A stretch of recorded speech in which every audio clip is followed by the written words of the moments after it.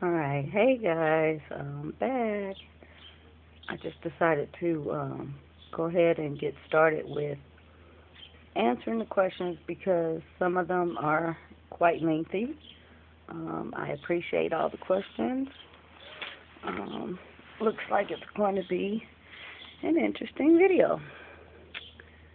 So, like I said, it's going to be more than one part. So, if you don't see your question answered in this video or you have more questions, just keep asking and I'll keep responding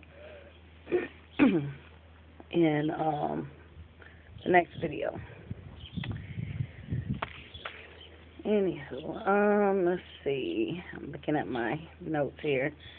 Okay, how do I keep schedules for kids' homework and maintain a student? Um, what are their activities in and out of school? Okay, as far as scheduling, this is also going to answer um, Mahogany Homemaker. She asked for chore scheduling. How do we maintain that? Well, what I used to use was chorebuster.net. I used that for many years, and it worked out really well because we just had so many things to do, and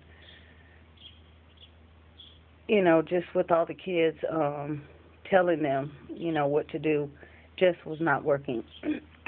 So once I went to that schedule, I would just it's really user friendly. You just sign up. It's free, and you make your own. There's like a preset schedules in there, and they're based by the week, and you can input your own personal things, like if you have some things that are not on there, but it's pretty broad. You can input your own. There's also a place for reward. Let's see what else. The neat thing I like about that was there was also a time or a place that you can set the time. Say if you wanted it done by Saturday morning, then that would be a morning chore. So some things we did like that because the kids wanted to do other activities, and I would say, okay, if you haven't done your morning chore, then that's going to cut into your afternoon. So that helped them make sure they got things done in a timely manner without me nagging and saying, okay, you need to get this done, you need to get this done, you need to get this done. And yeah, that worked pretty well. And so now what I'm doing is I kind of ditched that schedule because, one, they kept tearing it off the refrigerator, and they just outgrew it, so to speak, once they got a little bit older. So what I did was actually no schedule, and it was just more or less, this is what you need to do, and it was very minimal, and they did it just fine. So the beginning of this year, I just decided things were really, really chaotic, and I needed to get back on a schedule. So what I did was went to Target in the dollar section, and I got a giant wall calendar, and I kept that mounted on the wall. That was pretty much the end of no board, and everything that happened went on that board. If it did not go on that board, it did not happen. Meaning, if somebody had an activity after school, if they didn't write it down and the time they need to be picked up, they would not get picked up. And it pretty much got them in gear as far as that. I even wrote my schedule down, even though I'm pretty good about remembering things, but it just helped everybody else see exactly what what I did during the day. So yeah. Also, what I did on that calendar was I kept a menu, and that's something that I had never done.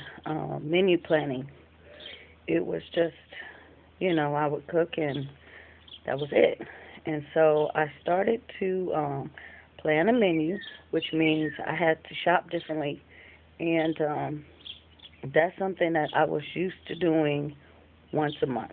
I would go to the store one time a month, and yes, it was a pretty long shopping trip and a couple carts, but I just don't like going to the store.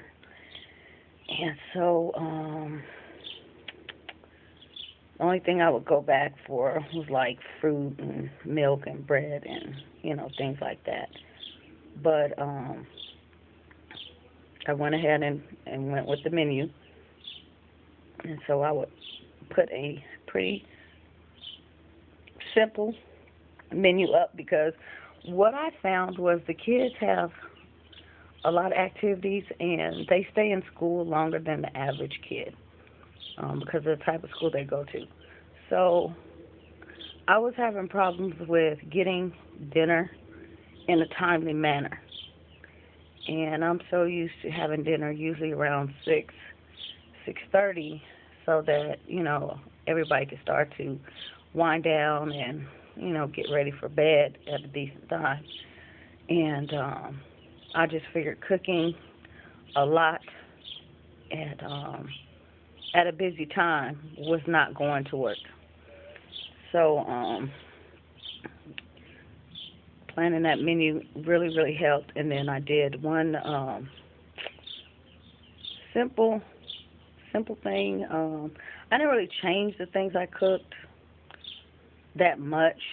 It was just, on days we didn't have very much to do, I ended up cooking a lot. So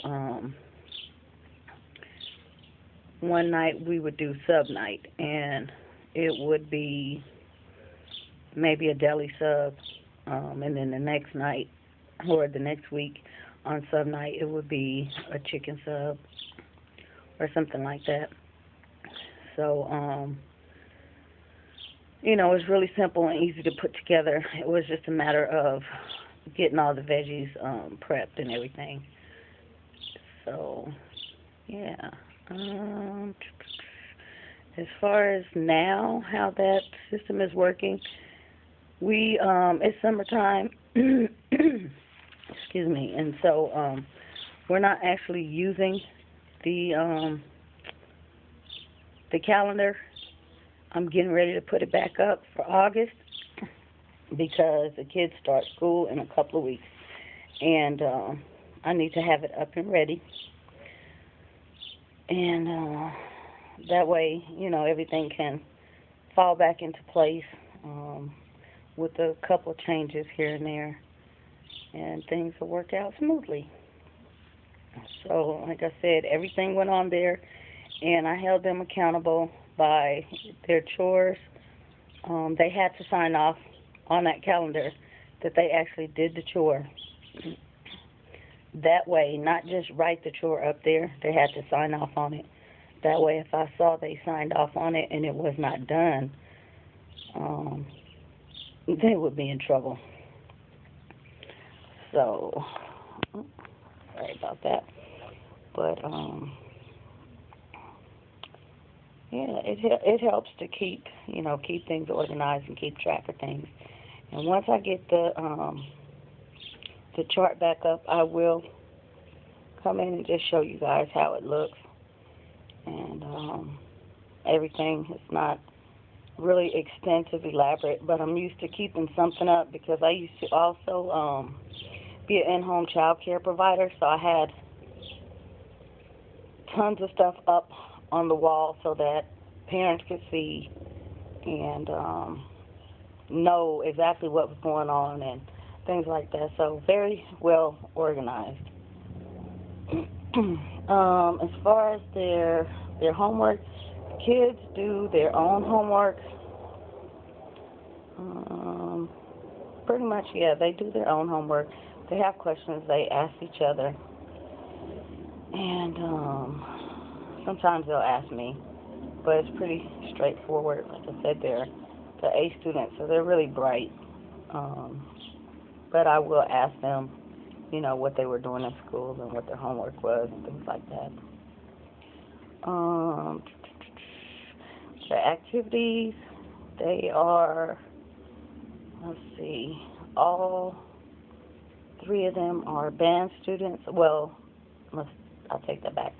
My 16-year-old was a band student, and she dropped last year for dance, and she took dance for 2 years, and she was going to continue, but she just told me the other day she wanted to go back to band. She played the clarinet, and she was a first-year honor student. So, and she made it to regional band one year. So that's good for her. Let's see. And I was also a clarinet player, as well as other instruments. We're just a musical family. My 15-year-old plays the trumpet. She's also a first-year honor student. She is also the one that wants to try out for American Idol next month. She was aiming for X Factor last year, only I was unable to take her because I had just had the baby, and literally it was like about 2 weeks later they had the tryouts here, and we just could not stand in a line, 3 different lines, 3 different days. That's just too much because it's not just a one-day thing. You have to be there for all 3 days. We would have made it in the door no problem because of her age group, but I just couldn't do it. So now she's geared up for American Idol because I told her they lowered the age. So, yeah. And my 13-year-old is a trombone player. She wanted to play the trumpet, but her sister wanted to be the only trumpet player. Yeah, she's me. They also all play the piano, and they dabble with the violin. What else? Guitar as well. My 11-year-old does not yet play an instrument, but I'm not sure what he'll play. Something eventually. Let's see, what else? They all were actively involved in Girl Scouts for many years, and they just kind of grew out of it. And that was me getting them involved. I was also a Girl Scout growing up, and a Brownie. Let's see, what other activities? They go to a charter school, and it's a top of the notch charter school. The school is nationwide, and the school was endorsed by Oprah, and it's called KIPP, KIPP. So if you were to look up KIPP, they're pretty much, I'm not gonna say in every city and every state, but they have quite a few of them, and they're constantly building. And I knew about this school years ago, but we live quite a ways from the school, and in order for them to get to the school in the morning, we would have to get up very early in the morning and fight traffic. And I just, I couldn't see that happening, especially in bad weather. But they also do bus the kids, and had I really looked into it, I would have had them there from the beginning. Well, at least from the 5th grade, because that's when they started. So my now 8th grader has been there since 5th grade, and my now 12th grader went in the eighth grade, in the ninth grade. She started in the ninth grade. And we enjoy it. It is a rigorous course schedule. Like I said, they do go to school longer than the average child. They're in school from, I usually drop them off about 7:15. They get out about 5:30. Wednesdays is early out, so they get out at, what, 3:15 for the middle school, and for the high school, it's 3:45. So they do have more homework, but these kids are all, once they graduate, they're all university bound. The success rate is phenomenal, and I really cannot say enough about the school. And, they follow these kids once they get into college, and these kids come back as alumni, and they give and they tell their stories and how the school has helped them and things like that. And the cool thing about the school is they go on what they call field lessons, field trips for normal schools, but they take them, to lots of different places. But at the end of the year, throughout the course of the year, the kids have to earn this end of the year field lesson. And what it is they go on a whole week long trip, and it's all paid for by school. The only thing we do is at the beginning of the school year, there is a $100 activity fee. It's a $200 max per family, regardless of the number of children. So, if you got 7 kids there, they're only going to charge you $200. But it's supposed to be just to cover certain things and, of course, activities.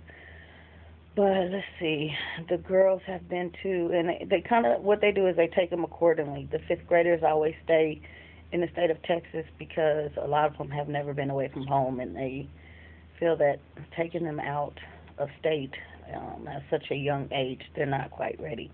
So they go around Texas. They go up to Dallas. They go to Houston. They go down to Galveston.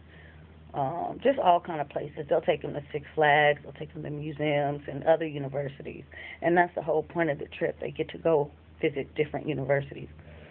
So my 9th grader last year, her trip was, or not this past school year, but last school year, her trip was to New York. They flew to New York. And I just thought, man, I would give an arm and a leg to go to that school because I wanted to go to New York one day. And so they went up to Boston. They went to go visit Harvard. And they went out on Broadway. They took them to fancy restaurants. They went to go visit FAO Schwartz and Toys R Us and things like that. And, down in the park, and what else is there? The 9/11 memorial, things like that. And, a lot of these kids, like I said, have never been away from home, so that's an experience. And they love it. And so, let's see, they have also been, my 8th grader last year went to New Mexico. They went up to Colorado. They went whitewater rafting. They went to Utah. Just a ton of things. They went out camping and things like that, and different universities that were along the way. Let's see, this year, a couple of them went down to New Orleans, to the French Quarter, so they got to, experience the food and go visit the zoo. They went to LSU. Just a ton of places down there. And where else did they go after that? They went to Alabama. They stopped off in Birmingham, and then they went on to Atlanta. So that was really fun. And they what happened? I think one of them last year was going to visit KIPP in Atlanta, which ultimately is the school that their cousin goes to, and they ended up not going because that school was going to stay and not have a field lesson. They were going to do something at school because they didn't have the funds. They were trying to raise money for a library. Oprah gifted them a library, so they were able to take their field lesson like the other KIPP schools. And then, like, when other KIPP schools come from the west, they usually come here and they'll like stay in like the gym.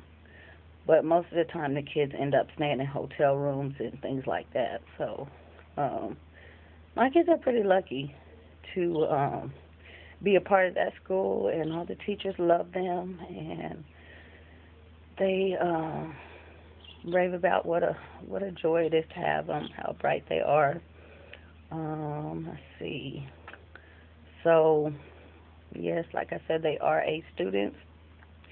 My 12th grader was inducted into the National Honor Society in February, so she's a Distinguished Honor Society student. And how I attribute that to my raising of them.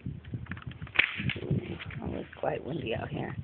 Okay, I'm getting ready to cut that, and I'm going to put that in part 2.